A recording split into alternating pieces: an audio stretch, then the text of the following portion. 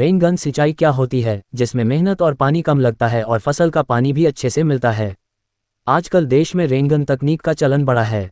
इससे कम लागत आती है, पानी भी कम लगता है।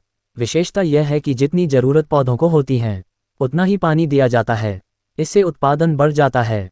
Rain gun sprinkler. Global warming के चलते फसल चक्र बदल रहा है।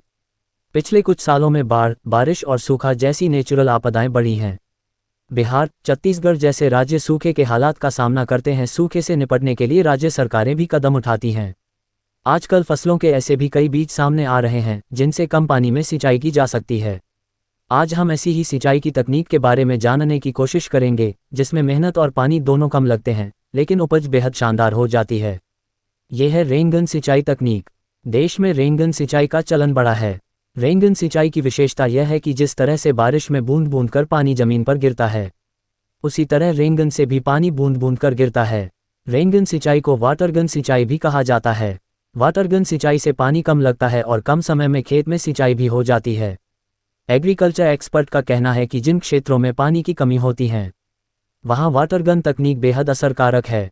ऐसे करते हैं रेनगन से सिंचाई। रेनगन से सिंचाई करना एक तरह से तकनीक है।